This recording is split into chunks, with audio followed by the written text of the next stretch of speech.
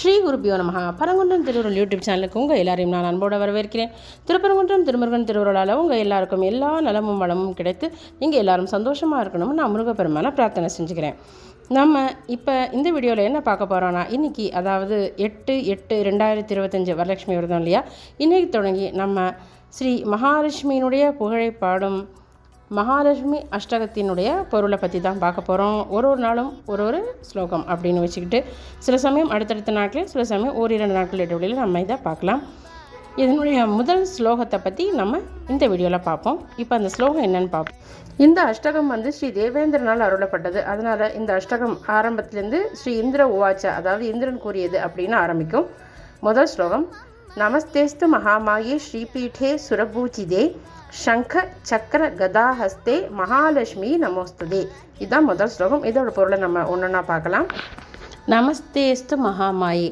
நமஸ்தேஸ்து அப்படின்னா உங்களுக்கே தெரிஞ்சிருக்கும். இது உங்களுக்கு, அதாவது மகாலட்சுமி தேவிக்கு நமஸ்காரம். மகாமாயை அப்படின்னாக்கா இந்த பிரபஞ்சத்தினுடைய தோற்றத்துக்கு காரணமான சக்தி அப்படின்னு தான் அர்த்தம். உதாரணமாக சொல்ல போனோம்னாக்கா, மாயை அப்படின்னா என்னென்னா அறியாமை, நிலையில்லாததே எல்லாம் நிலையானது அப்படின்னு நினைக்கிற தன்மை, அப்புறம் பரம்பொருளை அடைவதற்கு தடையாக இருக்கக்கூடிய குணநலன்கள் எல்லாமே மாயை அப்படின்னு சொல்கிறோம். இது இன்னும் கூட கொஞ்சம் விரிவாக நம்ம மாயை அப்படிங்கிற தலைப்பை எடுத்துகிட்டு பார்க்கலாம். மகாமாயை இந்த பிரபஞ்சத்தினுடைய தோற்றம், அதாவது பரபிரம்மத்தினுடைய மாய சக்தி. வெவ்வேறு வடிவம், வெவ்வேறு பெயர் தாங்கிய அந்த சக்தி தான் இந்த உலகத்தில் இருக்கக்கூடிய பல்வேறு படைப்புகளுக்கு காரணமாக இருந்து, அதாவது ஒரே பரம்பொருள் தான் இத்தனை உயிரினங்களாக, இத்தனை பொருட்களாக விரிந்திருக்கிறது அப்படிங்கிற உண்மையை நாம் உணர முடியாதபடிக்கு அதையெல்லாம் உண்மை போல தோன்ற செய்து நம்முடைய மனதை மயக்குகிறாள். இதுவே துர்கா சப்தஸ்லோகியில் ஃபஸ்ட்டு ஸ்லோகத்தில் வரும்: ஞானி நாமா விஜேதாம்சி தேவி பகவதீசா வரதாகிருஷ்ய மோகாய மகாமாயா பிரேட்சதி அப்படின்னு. மகாமாயை அப்படிங்கிறவள் வெவ்வேறு விதமான தோற்றங்களை காண்பித்து நம்மை மயக்குகிற சக்தியாகவும் இருக்கிறாள்.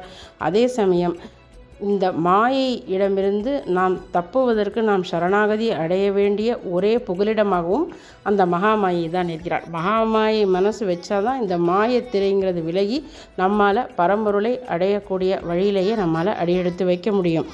இந்த மகா மாயையினுடைய ஸ்வரூபமாக யார் இருக்கா அப்படின்னாக்கா ஸ்ரீ மகாலட்சுமி தேவி இருக்கிறார்.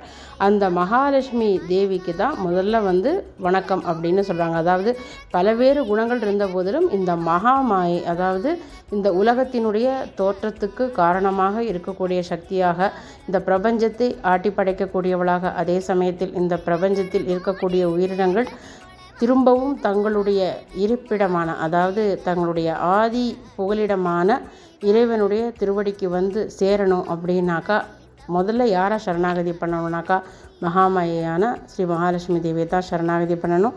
அந்த புகலிடமாக இருக்கக்கூடியவள் மகாலட்சுமி. இதை தான் முதல் குணமாக சொல்லியிருக்காங்க.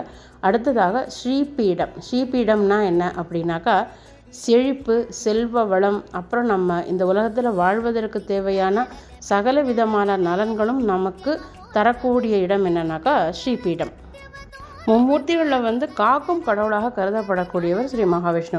ஸ்ரீ மகாவிஷ்ணுனுடைய சக்தியே ஸ்ரீ மகாலட்சுமி அப்படிங்கிறதுனால இந்த உலகத்தை பராமரிக்கக்கூடிய சக்தியாக ஸ்ரீ மகாலட்சுமி தேவி இருக்கிறார். இந்த உலகத்தில் நாம் வாழ்வதற்கு தேவையான சகல விதமான செல்வங்கள், பாதுகாப்பு அனைத்தையும் வழங்கக்கூடிய ஒரு நிலை என்னன்னாக்கா அந்த ஸ்ரீபீடம். அந்த ஸ்ரீபீடத்தினுடைய ஸ்வரூபமாக, அந்த ஸ்ரீபீடத்தினுடைய தலைவியாக இருக்கக்கூடியவள் ஸ்ரீ மகாலட்சுமி தேவி. சுரபூஜிதே, அதாவது தேவர்களால் பூஜிக்கப்பட்டு வணங்கப்படுபவள் ஸ்ரீ மகாலட்சுமி தேவி. சங்க சக்கர கதாஹஸ்தே, அதாவது சங்கு, சக்கரம் மற்றும் கதை ஆகியவற்றை தன்னுடைய திருக்கரங்களில் தாங்கியிருப்பவள். ஸ்ரீ மகாவிஷ்ணு இவற்றை தன்னுடைய திருக்கரங்களில் தாங்கியிருக்கிறார். அவருடைய சக்தியான ஸ்ரீ மகாலட்சுமி தேவியும் இதே ஆயுதங்களை தன்னுடைய கரங்களில் தாங்கியிருக்கிறார்.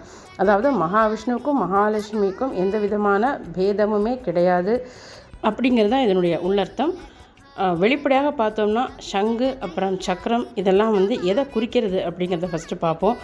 சங்கு அப்படிங்கிறது ஓம் அப்படின்னு வரக்கூடிய பிரணவத்தினுடைய ஒலியை குறிக்கிறது.